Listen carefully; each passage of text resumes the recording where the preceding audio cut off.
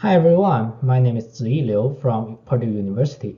Today I'm going to present our work, InstruMentAR, auto-generation of augmented reality tutorials for operating digital instrument through recording embodied demonstration. Digital instruments such as home appliance, office, and laboratory equipment are prevalent in our everyday lives.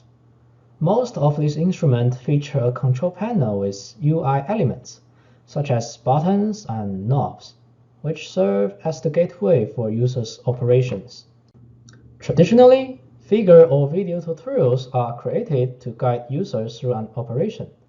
Recently, AR tutorials have emerged as a preferable alternative, where virtual guidance are displayed directly on the associated object, which significantly reduces the user's cognitive load. So how to make AR tutorials? Initially, AR tutorials are created with desktop-based programming tools. Developers often struggle to bind the relation between the virtual content and the physical object. Some researchers adapt immersive programming to integrate the authoring process into the physical interaction space. Creators now can create visual guidance by manually manipulating virtual content. However, the unfamiliarity with virtual manipulation could hinder the creation process. Furthermore, the creators still need to switch their attention back and forth between operating the instrument and interacting with the virtual content, which could be mentally demanding and time-consuming. Therefore, we are highly motivated to introduce an authoring process where AR tutorial can be automatically generated, where the creator only needs to demonstrate the physical operation. The key to automatically authoring AR content through demonstrated operation is to find the appropriate method to track the user's demonstrated operations. Some works adapt a set of customized smart UIs to the instrument so that the user's operation can be captured. Others have asked users to manipulate digital twins of the object instead, because virtual manipulations can be easily tracked. However, the significant setup effort from installing external toolkit and creating digital twins suggests that these approaches are not scalable due to the wide variety of digital instruments. To address the scalability issue, researchers have utilized computer vision to directly track the status of the manipulated object.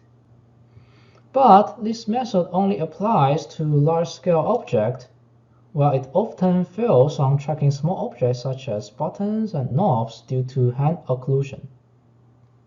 To address the previous challenges, we propose to track the user's hand trajectory instead to determine associated operation. There are two steps. Step 1, detecting when the user's hand manipulates the UI elements, and Step 2, recognizing how the user's hand manipulates them. For the first step, we design a hand wearable with pressure sensors that are attached to the user's fingertips, telling the system when the hand starts and ends the operation. For the second step, we leverage the hand recognition capability embedded with most AR devices. By combining the gestural data with the pressure sensor readings, the system can differentiate each operation accordingly. To understand common gestures for different UI elements, we conduct an elicitation study by questionnaires. In total, we established a single gesture for button, switch, and knob, 3 gestures for slider, and 2 for the touchscreen. From the elicitation study, we also find out that only thumb and index finger are needed in most cases. The wearable only has 3 components, a wristband and 2 finger caps. Therefore, it barely alters the appearance of the hand, which minimizes the interference to the hand tracking. The finger caps are attached to the index finger and thumb. The microprocessor and haptic module are installed on the wristband. The wristband can give a haptic feedback to the user, and we will talk about this feature later. And once the operation is detected by the pressure sensor on the wearable, the system will run a decision tree algorithm to identify the operation. The decision tree utilizes both pressure sensor reading and gestural data. For example, when the pressure sensor has the readings from both index finger and the thumb, system determines that it is a two-finger manipulation. Then the gestural data informs the system whether the hand is rotating or translating, which distinguish between knob operation and slider operation. The overall workflow for generating AR tutorials is summarized as follows. First, the user puts on the wearable and defines the interaction area as well as the screen area.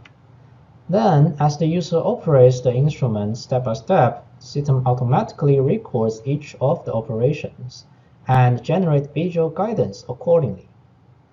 The user can also record the screen and convert voice to text. The user defines the interaction area at the beginning. The pressure sensor only takes readings while inside the interaction area to avoid errors. Then the user can set the screen area. The operation within screen area will be treated as touchscreen operations, and the screen display can be captured also. After recognizing each operation, the system generates arrows with dynamic scale and orientation to match different operations. For button operation, the arrow is displayed while the button is pressed, and its orientation is aligned with the index finger. For switch operation, the arrow points from the finger whose pressure sensor detects the pressure to the finger whose pressure sensor does not. For slider operation, the arrow's direction and length match the finger's trajectory while manipulating the UI element. For knob operation, the knob's rotation angle is recorded and displayed. It is the angle traveled by the vector that points from the thumb to the index finger during the operation. And of course, the rotation angle can be accumulated for the same knob. Meanwhile, the arrow size is proportional to the distance between the thumb and index finger. Arrows for screen touch and swipe are similar to button and slider, and they will be displayed in different colors. Although virtual arrows can be easily interpreted, they may not deliver sufficient instructions for complex tasks. Therefore, we allow users to add supplemental materials. These supplemental materials will both be displayed in AR. After detecting the completion of each operation, the system would automatically capture an image on the previously specified screen area. Meanwhile, the user can perform a pinch gesture outside the interaction area to convert detailed instructions to text. The system also comes with an access mode, which allows novice users to consume the generated tutorials. All the visual guidance are displayed to the user step by step. Since our system has the capability to detect and recognize the user's operation, the novice user only needs to focus on performing the operations without manually clicking next step.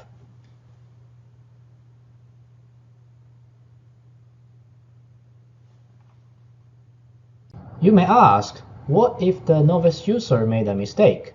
Well, currently they have to figure out a way to roll back the mistake by themselves, unfortunately.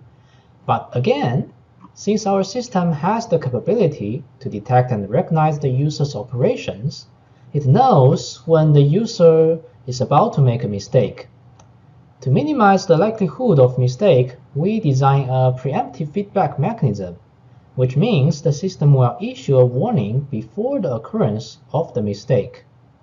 There are typically two types of mistakes: locating the wrong UI elements and operating the UI in a wrong way. For the first arrow, the system would notify the user as soon as the pressure sensor receives a pressure signal when the hand is at the wrong place. For the second arrow, when the gestural data tells the system the UI is being turned in a wrong way, the system would notify the user.